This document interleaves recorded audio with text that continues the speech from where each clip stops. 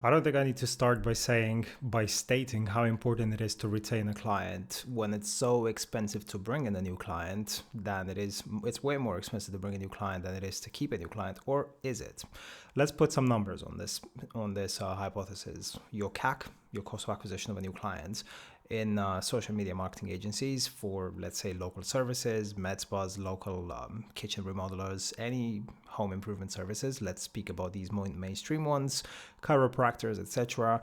It's pretty standard that your cost of acquisition, your CAC, is going to be in the excess of $500 and more. And so you better make sure that you get at least 2-3 months retention out of that client at the very minimum. But what if you could make it 18 months plus? What if you could retain clients for the perpetuity? So meaning your churn rate will be less than 5%, which is where you want it to be. So the rate at which you're shedding clients, because if you're setting out to scale a company, if you're setting out to scale an agency, you're going to basically want to add clients faster than you shed them and churn them on the other side. And don't even think about churn as something that can be entirely avoidable, because it's not.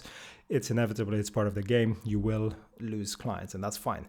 The question here is, how do you maintain it? And so this is where a CSM, a client success manager, comes into play. CSMs are mainly known for their roles in IT and SaaS companies, but client success managers are actually pivotal to the success of an agency, and they're some of the highest paid roles in the company. They are essentially sales roles, because what they do is they maintain clients by continuously selling them and reselling them. And I'll explain that in a second. What you want to know now is that a client success manager, a good client success manager that is worth their weight in gold, should be making at least 5K per month. They should be paid at least 5K per month, and they should be paid commissions on performance, because they can literally be the differentiator between clients staying and clients churning. And so what are the traits of a client success manager? And who should you be looking for when you need a client success manager? You need someone with extreme resilience, with a stoic philosophy of life, right? They have to have a very stoic approach to life. It is what it is. There's no reason to victimize, to complain, none of that stuff. Because they have to be courteous, hospitable, and they have to have this very serving approach to the client. They have to be caring, they have to be understanding, they have to be empathetic, yet they have to be assertive and they have to be driven. Why? Because they have to be careful not to overservice clients, right? At the end of the day, these are business decisions, and each client, each account is basically should be allocated a certain percentage of this CSM's utilization and the rest of the team's utilization, because what the client success manager does is it basically goes to the rest of the team and it pulls resources that are required for that client to thrive and to succeed, right? And so you basically are going to be doing all of these things at the beginning. So buckle up, because you're going to be the one that's going to take all the punches and all the hits. And so you need to build up your resilience. Don't worry, no one is born resilient. No one is born able to deal with these things right out the gate. It's something that basically you train and you become hardened and desensitized to. Some people can do it better than others from the outset, but I have worked in some really big companies, working for some really big brands, house name brands, Bacardi, Bombay, you name it, Snapchat even, and I have seen account managers, success managers who are very natural at it, very skilled at it, and others who had to, determine it and develop it, such as myself, to a great extent, because you can be working with your own traits. Fundamentally, in this role, you're bringing your own problems into the mix. If you're a perfectionist, if you're over deliverer, if you end up over serving your clients, it's basically a reflection of yourself and of you basically wanting to maybe avoid conflict, wanting to be a bit too agreeable, or quite the opposite, not being agreeable enough, not being empathetic enough. It's always funny to me how so many young testosterone-driven young guns come to the space to make a quick buck. And it's like, bro, you're in the service niche. You are in the service industry. You are literally here to service, right? And so you have to develop those soft skills, those estrogen, let's call them, for lack of a better term, driven skills. And that is important. You want to be well-rounded in order to master this role and in order to be able to show up for your clients as you are needed in order to retain them. Can you basically pull off scaling an agency without all of these things? Arguably, if you can scale, if you can bring in clients faster than you can churn them. But in our experience, if you don't at least meet the industry's average of 5-6 months retention, then you have a serious problem, because you're LTV, your lifetime value to cost of acquisition ratio, is going to be way off. And you're basically going to spend 30, 40K a month in ads to get new clients, only to lose them a month later. It just doesn't work. It doesn't add up. That's not how you build a business. Cool. And so the point of the CSM, fundamentally, if I were to distill it to just one sentence, is to avoid refunds at all cost. Avoid refunds and avoid churn. Avoid shedding clients. And when I say at all cost, I mean even when there are no results. So I'll give you a couple of examples of our own stories. We have had multiple instances where clients have asked for refunds because they felt like they were being mistreated, mishandled, underserviced, whatever that may be. And sure, you cannot turn results around every single time just like that, right? Results. Say you're driving leads for a company. Say you're driving return on ad spend if it's e-commerce, or you're doing booked appointments in their calendar. So you're responsible for their bottom line revenue. All of these performance metrics are to some extent subjective, right? Subjective to the market, to the offer, to the seasonality, to all these things that are somewhat out of your control. I say somewhat because ultimately you are responsible to be at the input, at the cause, not at the effect. But when it comes to appeasing a client, when it comes to making them understand and appreciate the value that you bring to the table, you have to basically sell to them. You have to put it into context. And so we have had instances where clients have wanted to pull back 6K retainers, 2K retainers, and we turn them around in quite some fashion.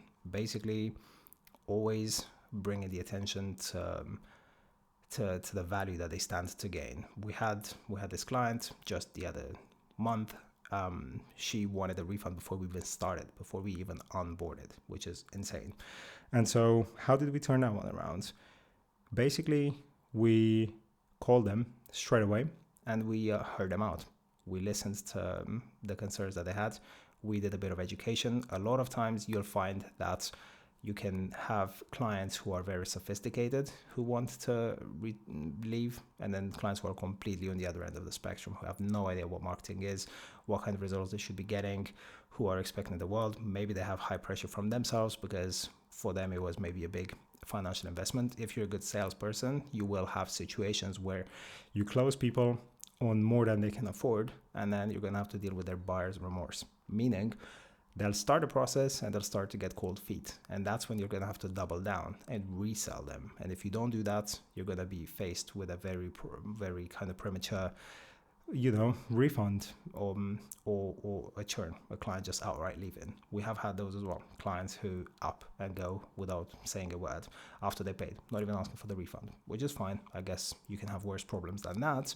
But basically, the following approach is going to prevent most of these situations from actually playing out. One is proactive, solution-oriented approach, meaning you always deliver the bad news wrapped in future-based outcomes. So if your performance one week is not looking where it should be, you always have to put this into perspective. These things take time horizons to be looking at. And that's one of the reasons why, by the way, we like to sign clients who pay in full for 3 months ahead. They are the clients who typically tend to have their analysis appraisal horizon pretty broad, so they won't be knitting and picking and trying to punch holes in the performance of the ads every single day. The kind of clients who jump in your head for not getting leads for a couple of hours or not getting a couple of booked appointments for a couple of days, right?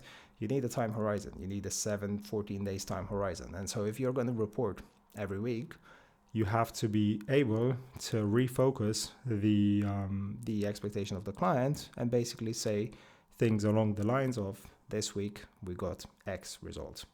Next week we're going to be doing this to address it.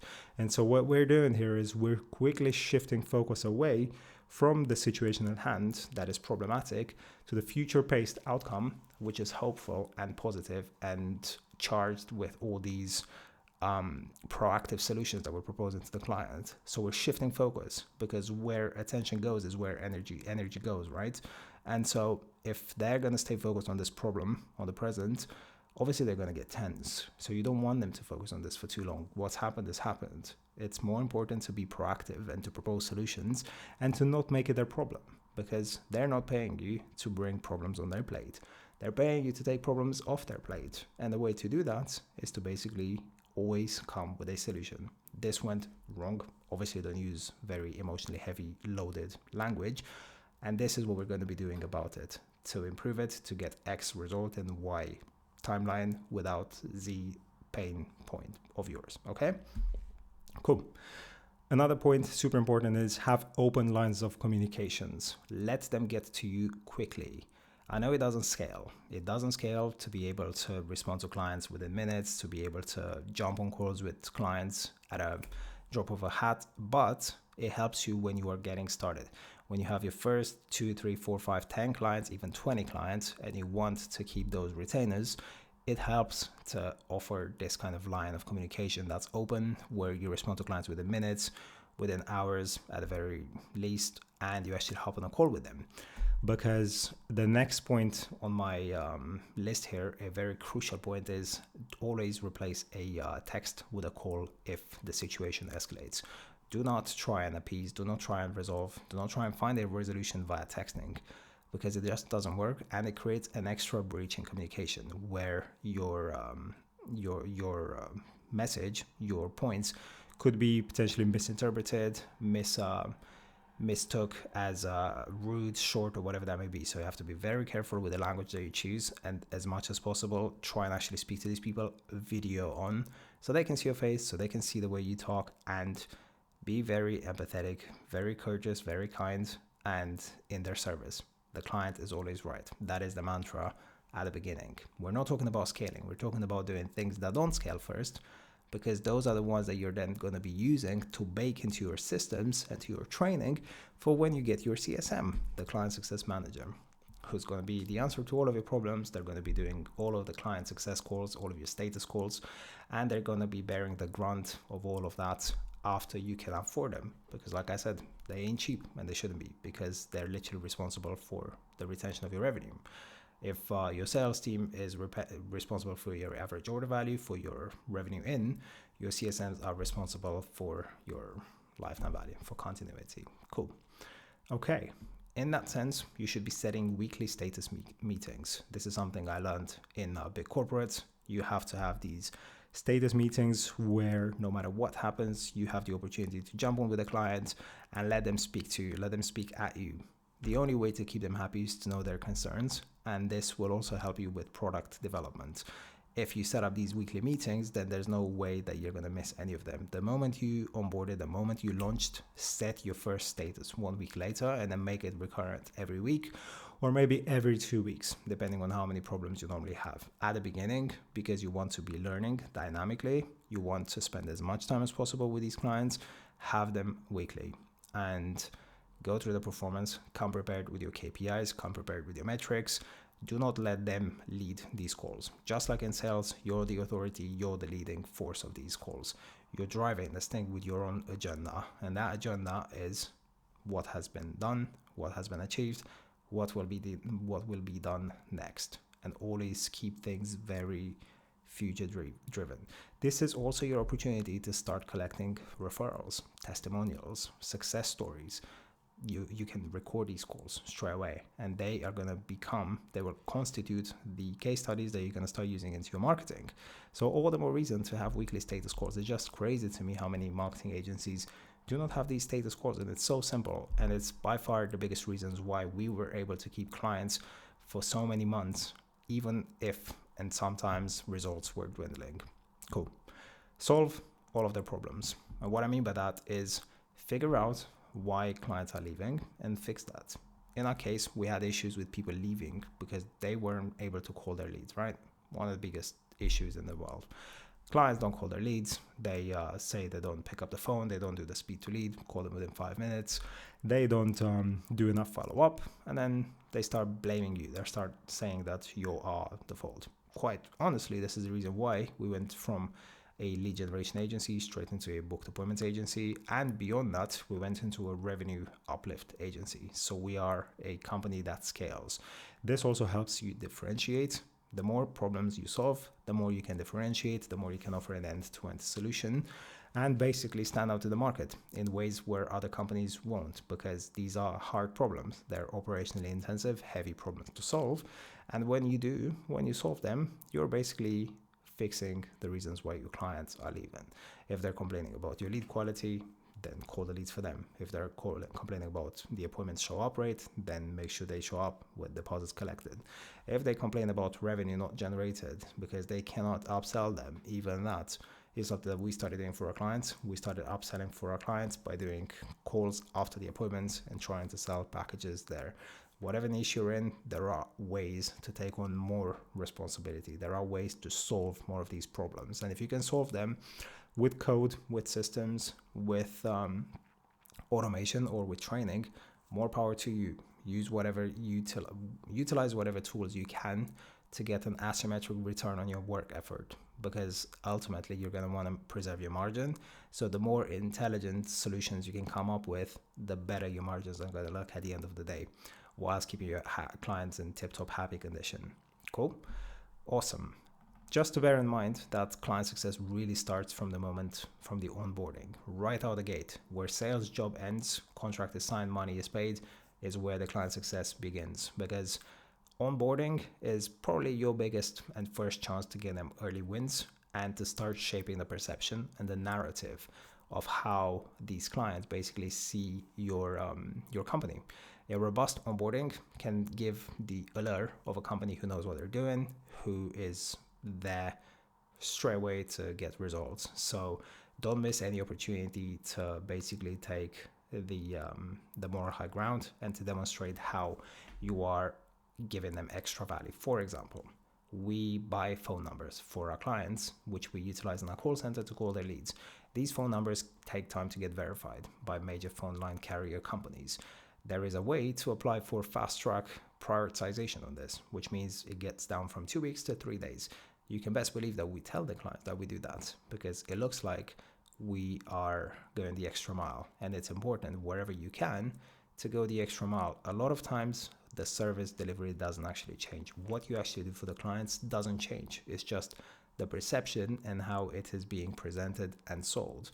And if it looks easy, if it looks transparent, it is perceived as more valuable. Another thing that goes into this is having a timeline so clients are never left guessing where they are in the process. This is something you want to show from the sales straight away so that they know the moment they sign what's going to happen, how long it's going to get the first results, the next things, and so on and so forth.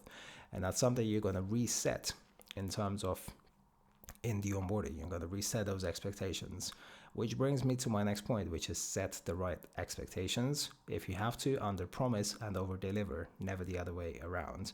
If you know it's going to take you days to get your first leads, your first appointments, then make it a week so that when they come early, it's a nice surprise. The dopamine hit typically comes from the expectation that's being exceeded. It's not the other way around. If you take a kid to the ice cream stand and the last second you tell them you're not getting the ice cream, that would crush their dopamine. And it's actually going to be worse because you first hiked it and then you killed it. So be very careful with that. Over-promising and under-delivering is a catastrophe. Do it the other way around. Cool. Have the right systems in place so as to not end up over-servicing. Learn to push back firmly where needed and give way otherwise. What do I mean by that? Always have trackers on the time and the resource utilization percentage of your team.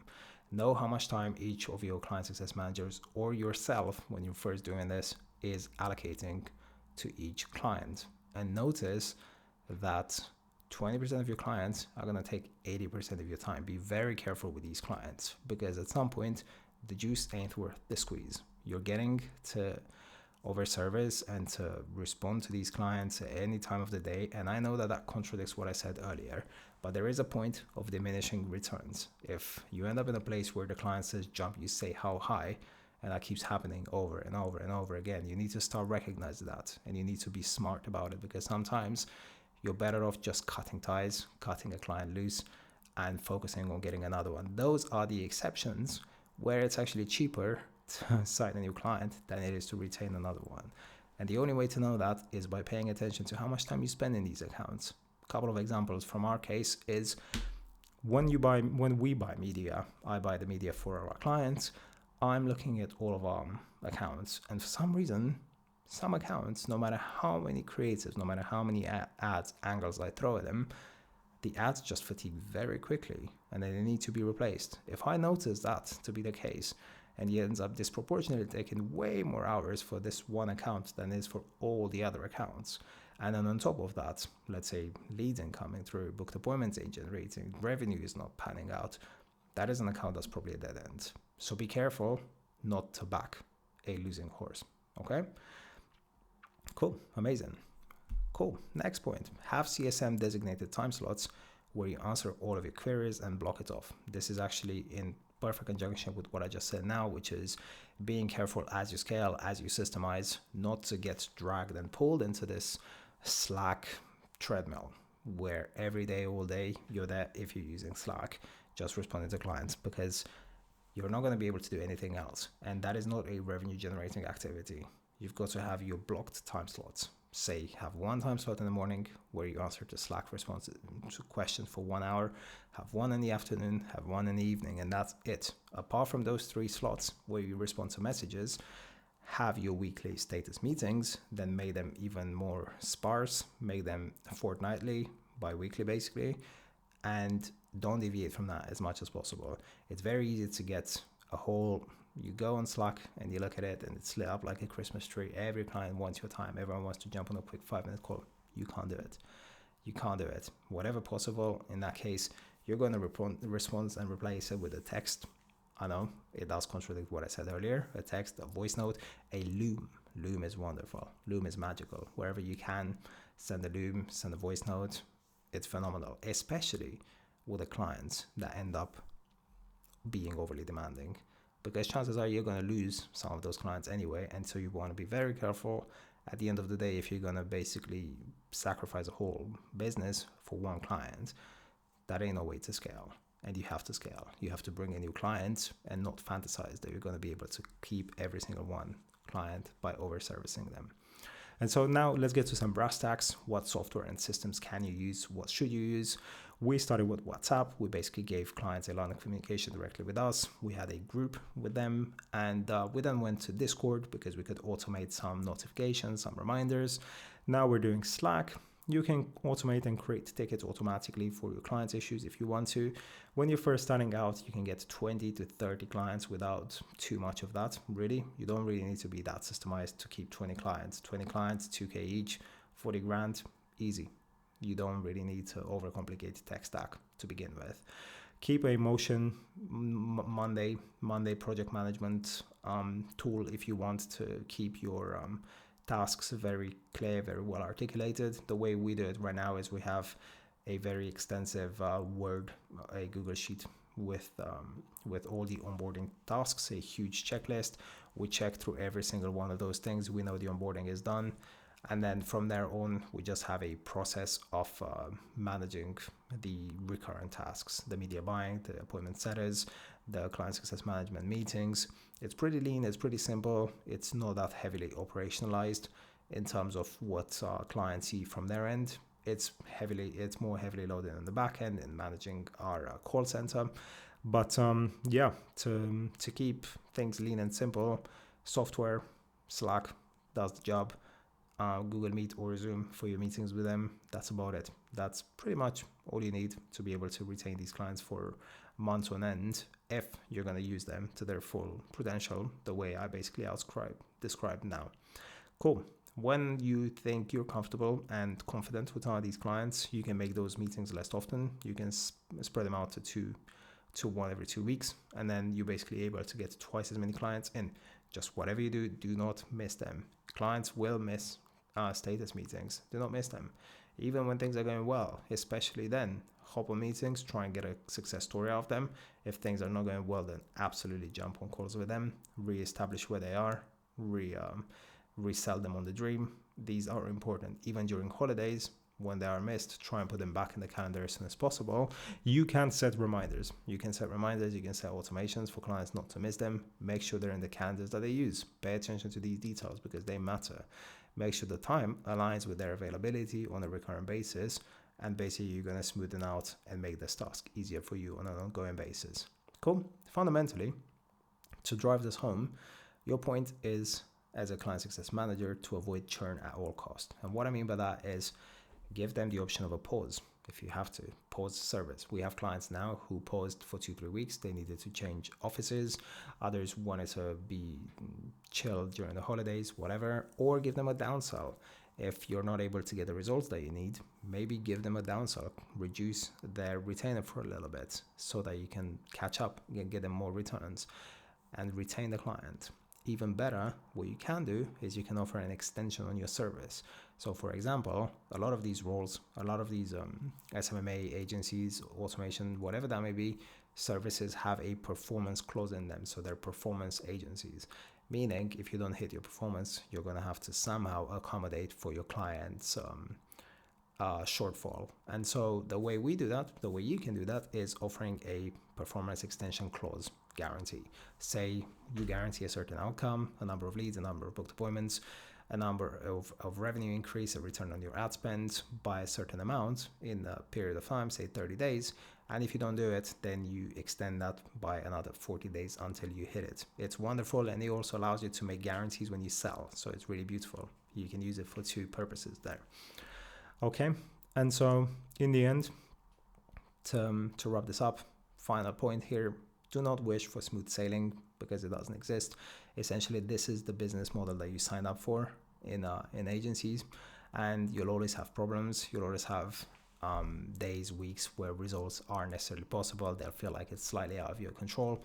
So you have to be able to weather those storms, and remember that it's also part of your role to hold that leadership position, the authority position that your clients look up to, in order to guide them, because they need to know that even if now is not okay, whatever's not popping right now, you are doing everything in your power and that it will be okay shortly. And that's ultimately what they're paying you for, peace of mind as well as results.